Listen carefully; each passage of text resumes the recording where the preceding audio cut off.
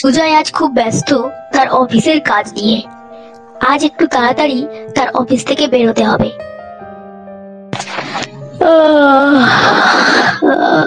কাজের যা প্রেসার, আজ আর মনে হয় না তাড়াতাড়ি অফিস থেকে বেরোতে পারবো। সুজয়, আজই কিন্তু তোমার ডেডলাইন। আজ সময় মতো কাজ শেষ না করতে পারলে তোমার কিন্তু আজ তাড়াতাড়ি বেরোনো হবে না, এই আমি বলে রাখলাম। সুজয়ের ছোট বোনের বিয়ের জন্য সুজয় আগামী এক সপ্তাহ ছুটি নিয়েছে। প্রাইভেট জবের জন্য মামাবাড়ি প্রায় যাওয়া হয় না বললেই চলে। তাই সুজয় আজ খুব ব্যস্ততার সাথে তার কাজ কমপ্লিট করতে চলেছে। ওদিকে বস মুখজামটাও শুনিয়ে গেছে, আজ সময় মতো কাজ কমপ্লিট না করলে সে সময় মতো অফিস থেকে বেরোতেও পারবে না। সুজয় তার কাজ শেষ করতে লাগলো। সমস্ত কাজ শেষ করে সুজয় তড়িঘড়ি অফিস থেকে বেরিয়ে পড়ল। এত রাত হয়ে গেল, আজ বোধহয় শেষ ট্রেনটাও কপালে জুটবে না রে। সুজয় তড়িঘড়ি রাস্তা দিয়ে হেঁটে স্টেশনের দিকে যেতে লাগলো।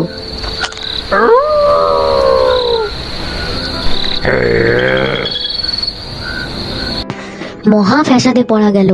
এদিকে কুকুরগুলোও পেছন দিয়ে ডাকছে। রাস্তায় একটা গাড়িও নেই। তাড়াতাড়ি পা না চালালে আজ কপালে দুঃখ আছে।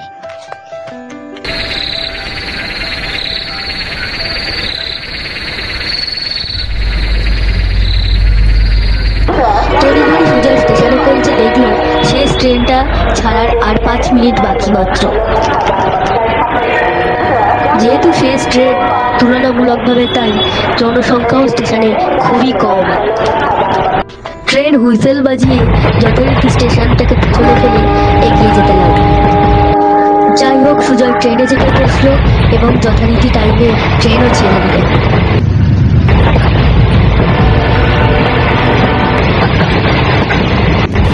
ট্রেন কিছু দূর যেতে না যেতে ঝমঝমিয়ে মুষলধারে বৃষ্টি নামলো। বহুদিন পর মামার বাড়ি যেতে পেরে সুজয়ের মনটা আনন্দে ভরে গেল। আর মনে মনে সুজয় তার সেই ছোট্ট বোনটির কথা ভাবতে লাগলো।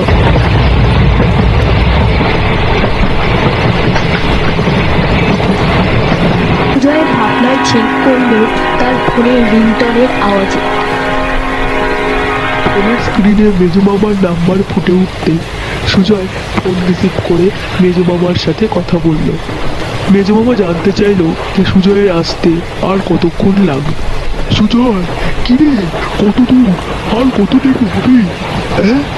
একই অমাবস্যা রাত, তার উপরে বৃষ্টি নেমেছি। তুই কোন ট্রেনে আসছিস সুজয়?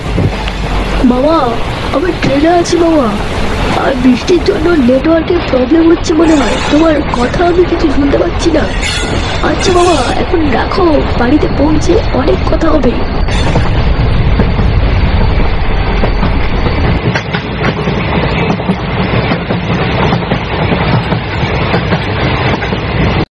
স্টেশনে নেমে সুজয় দেখলো স্টেশনে একটাও লোক নেই। নির্জন শুনশান স্টেশন থেকে সুজয় তাড়াতাড়ি পা চালিয়ে যেতে লাগলো।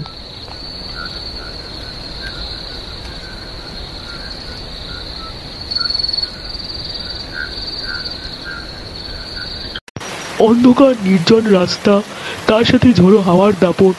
সুজয় তাড়াতাড়ি পা চালিয়ে হাঁটতে লাগলো। ঝোড়ো হাওয়ার সাথে সাথে জোরে বৃষ্টি শুরু হলো। রাস্তায় কোনো গাড়ির চিহ্ন নেই, আর একটাও জনমানবও নেই। সুজয় এদিক ওদিক তাকিয়ে একটা গাড়ির সন্ধান করতে লাগলো। সুজয়ের কাছে কোনো ছাতা নেই। অগত্যা ভিজতে ভিজতে সুজয় রাস্তা দিয়ে হেঁটে চলতে লাগলো।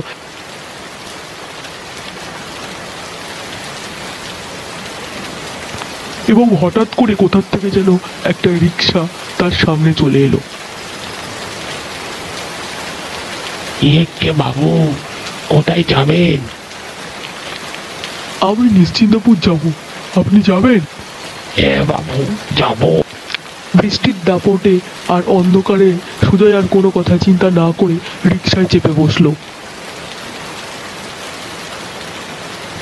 রিক্সায় বসে সুজয় একটা স্বস্তির নিঃশ্বাস ফেলল এবং মনে মনে ভাবলো আর কিছুক্ষণের মধ্যেই মামাবাড়ি সে পৌঁছে যাবে। কাকা, তোমার ভাড়া কত? নিশ্চিন্দপুর যেতে কত টাকা নেবে? তাড়াহুড়ো করে এই বৃষ্টির মধ্যে উঠে পড়লাম, ভাড়ার কথাটা তো তোমাকে জিজ্ঞাসাই করতে ভুলে গেছি। কাকা একটা খ্যাক করে হেসে উঠল। ভাড়া দেবেন বাবু, আমাকে ভাড়া দেবেন। বেঁচে থাকতে কেউ আমাকে ভাড়ার কথা জিজ্ঞেস করেনি গো।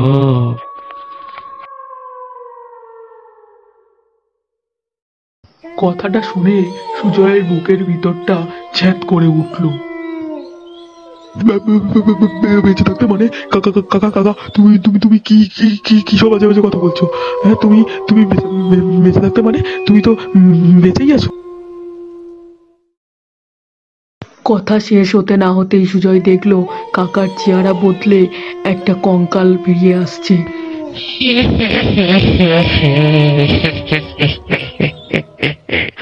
আমি তো বেঁচে আছি, আমি তো বেঁচে আছি, তোকেও বাঁচাবো। সুজয় প্রচন্ড ভয়ে কাঁপতে লাগলো এবং দেখলো যে রিক্সা হঠাৎ মাটি ছেড়ে আকাশে উঠছে এবং তার আশেপাশে সাদা কঙ্কাল কিলবিল করছে। এই বিপিন, এই এই, তুই একাই কি সব ভাড়া নিবি নাকি?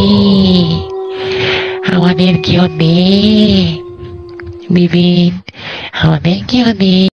সুজয় আর কিছু ভাবতে না পেরে রিক্সা থেকে শূন্যে লাফ দিল এবং সাথে সাথেই জ্ঞান হারিয়ে মাটিতে পড়ে গেল। জ্ঞান হারানোর কিছু আগে সুজয় কঙ্কালদের অট্টহাসি শুনতে পেল এবং তাদের কিছু কথা তার কানে এলো। মানুষের বাচ্চাটা ভেঙেছে রে, মানুষের বাচ্চাটা ভেঙেছে। কি মজা তাই না করছিলাম মানুষের বাচ্চাটার সাথে। ধর বিপিন, এই বিপিন ভাড়া দিল না মানুষের বাচ্চাটা। ধর বিপিন, ধর। আমি তোমাকে আমাদের বাড়ির দরজার সামনে থেকে উদ্ধার করেছি। প্রচন্ড ভয়ে তুমি অজ্ঞান হয়ে গেছিলে। কাল অনেক রাত পর্যন্ত তুমি আসনি দেখে আমি নিশ্চিত ছিলাম যে তুমি নিশ্চয়ই বিপিনের কপ্পরে পড়েছো। মামা বাবু, বিপিনকে আর তার প্রেত কেনই বা আমাকে এইভাবে তাড়া করলো? বিপিন হলো এই গ্রামের এক অসহায় বৃদ্ধ রিক্সাওয়ালা। বিপিন বৃদ্ধ বলে তার রিক্সাতে কেউ উঠত না। সকাল থেকে সন্ধে পর্যন্ত সে শুধু মোড়ের মাথায় প্যাসেঞ্জারের আশায় দাঁড়িয়ে থাকতো। সকাল থেকে রাত পর্যন্ত দাঁড়িয়ে থাকলেও বিপিনের রিক্সাতে একটাও প্যাসেঞ্জার উঠতো না। বহু কষ্টে অনাহারে তার দিন চলতো। বাবু, ও বাবু, আসেন না, আমার রিক্সায় আসেন, আমি আপনাকে নিয়ে ঠিক জায়গায় পৌঁছে দেবো। না না না, আমি রিক্সাতে উঠবো না, আমি এই অটোতে উঠবো। আপনার মতো বৃদ্ধ মানুষ আমাকে নিয়ে কিভাবেই বা রিক্সা চালাবে? ও থাক থাক, আমার কাছে অনেক ব্যাগপত্র আছে, আপনি যেতে পারবেন। আপনি বৃদ্ধ মানুষ, আপনার রিক্সাতে কি করে উঠি বলুন তো? আমার কাছে অনেক ব্যাগ আর তাড়াতাড়ি যাবারও তাড়া। আপনি দাঁড়ান, আমি বরং অটোই ধরে নিই। একদিন এরকমই একটা ঝড় বৃষ্টির রাতে প্রচন্ড বৃষ্টিতে ভিজে কাঁপতে কাঁপতে সে দাঁড়িয়ে থাকলো প্যাসেঞ্জারের আশায়। প্রচণ্ড ঝড় বৃষ্টির রাতে বৃদ্ধ বিপিন বজ্রাঘাতে মারা গেলেন। আর আজও বিপিনের অতৃপ্ত আত্মা ঘুরে বেড়ায় বাজারে এবং বিভিন্ন মানুষের কাছে ভাড়া চায়। মামার কথায় সুজয় সব বুঝতে পারলো এবং যথারীতি মামা বাড়িতে সুজয় তার বোনের বিয়েতে খুব আনন্দ করলো এবং যথারীতি সময়ে আবার তার বাড়ি ফিরে গেল।